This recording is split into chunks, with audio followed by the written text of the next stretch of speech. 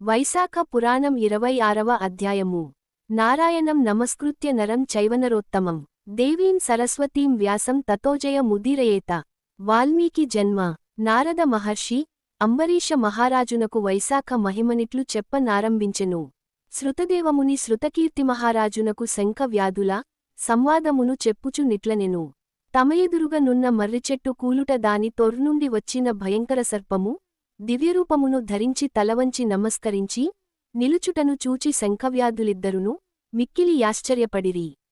శంకుడును ఆ దివ్యపురుషుని జూచి, ఓయి నీవెవరవు, నీకిట్టి దశయేల వచ్చినది, విముక్తియేల కలిగినది, నీ వృత్తాంతమునంతయు వివరముగ జెప్పుమని యడిగెను. శంకుడిట్లడుగగనే ఆ దివ్యపురుషుడు సాష్టాంగ నమస్కారమును చేసి ఇట్లు చెప్పనారంభించెను.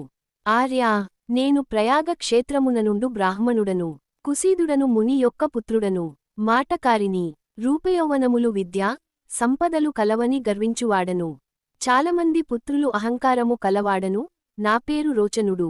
ఇట్టి నాకు ఆసనము కూర్చోనుట, శయనము పడుకొనుట, స్త్రీసుఖము, నిద్ర, జూదము, పనికిమాలిన ప్రసంగములను చేయుట, వడ్డీ వ్యాపారము చేయుట నిత్యకృత్యములు. జనులాక్షేపింతురని సంధ్యావందనాదికమును చేసినట్లు నటించడివాడను.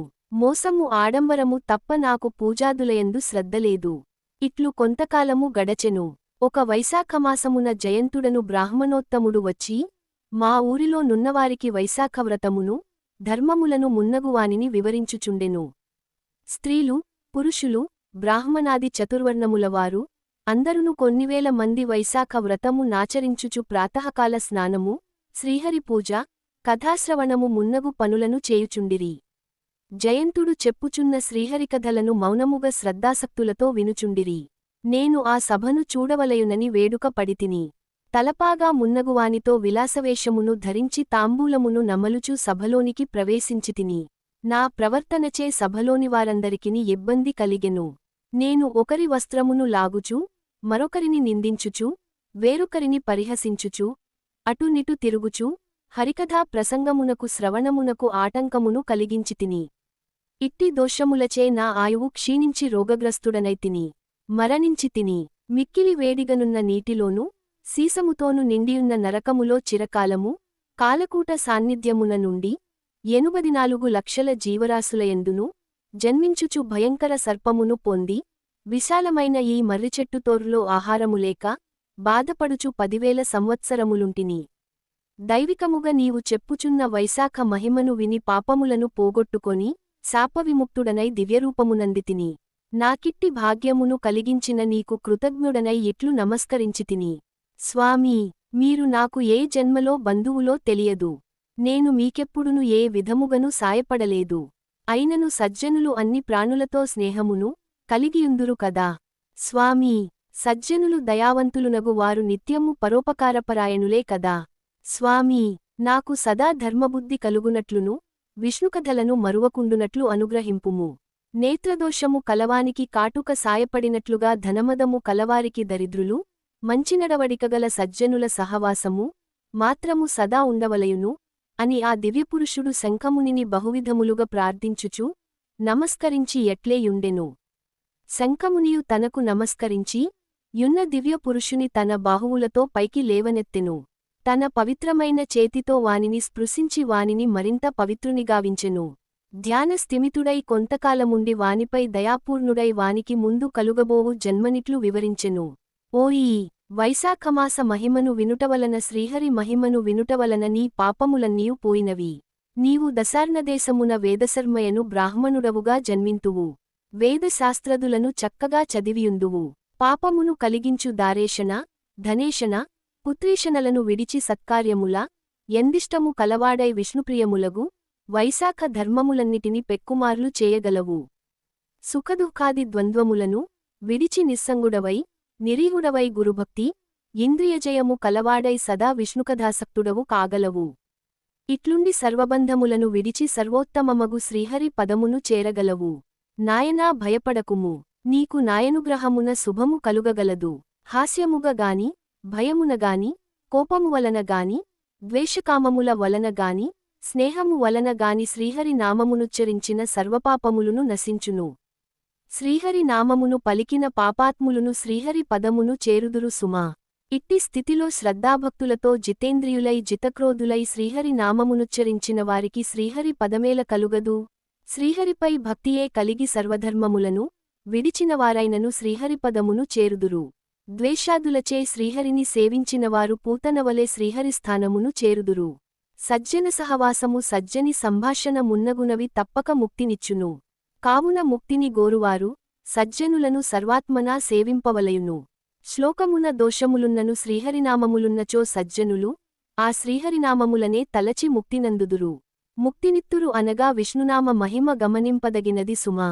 శ్రీహరి భక్తులకు కష్టమును కలిగించు సేవను కోరడు. అధిక ధనమును రూపయౌవనములను కోరడు. శ్రీహరిని ఒకమారు స్మరించినను సర్వోత్తమమగు వైకుంఠ ప్రాప్తినిచ్చును. అట్టి భక్తసులభుని దయాళువును విడిచి మరియెవరిని శరణు కోరుదుము. కావున దయానిధి జ్ఞానగమ్యుడు భక్తవత్సలుడు మనఃపూర్వకమగు భక్తికే సులభుడు అవ్యయుడునగు శ్రీమన్నారాయణుని శరణు పొందుము. నాయనా వైశాఖ మాసమునకు చెందిన ధర్మములన్నిటినీ యథాశక్తిగా నాచరింపుము. జగన్నాథుడగు శ్రీహరి సంతసించి నీకు శుభములనిచ్చును అని శంకుడు దివ్యరూపధారి నుద్దేశించి పలికెను. ఆ దివ్యపురుషుడు కిరాతుని జూచి యాశ్చర్యపడి మరల శంకునితో నిట్లనెను. శంఖమహాముని దయాస్వభావముగల నీచే ననుగ్రహింపబడి ధన్యుడనైతిని. నాకు గల దుర్జన్మలు నశించినవి. నీ యనుగ్రహమున నుత్తమ గతిని పొందగలను అని పలికి శంకుని యనుజ్ఞ నంది స్వర్గమునకు పోయెను. కిరాతుడును శంఖమునికి వలయు నుపచారములను భక్తియుక్తుడై ఆచరించెను. శంఖమునియు నాటి సాయంకాలమును రాత్రిని కిరాతునకు భక్తిని కలిగించు మహిమాన్వితములగు శ్రీహరి కథలను చెప్పుచు గడిపెను. బ్రహ్మముహూర్తమున లేచి కాలకృత్యముల నెరవేర్చి సంధ్యావందనాదికమును శ్రీహరి పూజను చేసెను. పరిశుద్ధుడగు కిరాతునకు తారకమగు రామాయను రెండక్షరముల మంత్రము నుపదేశించెను. నాయనా, శ్రీహరి యొక్క ఒక్కొక్క పేరును అన్ని వేదముల కంటే నుత్తమము. అట్టి భగవన్నామములన్నిటి కంటే సహస్రనామములుత్తమములు. అట్టి సహస్రనామములకును రామనామమొక్కటియే సమానము. కావున రామనామముచే నిత్యము జపింపుము. వైశాఖధర్మములను బ్రతికియున్నంతవరకు నాచరింపుము. దీనివలన వాల్మీకుడను మునికి పుత్రుడవుగా జన్మించి వాల్మీకి అని భూలోకమున ప్రసిద్ధినందగలవు అని శంకుడు వ్యాధునికి ఉపదేశించి దక్షిణ దిక్కుగా ప్రయాణమయ్యెను. కిరాతుడును శంకునకు ప్రదక్షిణ నమస్కారముల నాచరించి కొంతదూరమనుసరించి వెళ్ళెను. వెళ్ళుచున్న శంఖమునిని విడుచుట బాధాకరముగా నుండెను. మునిని విడువలేక బిగ్గరగా దుఃఖించెను.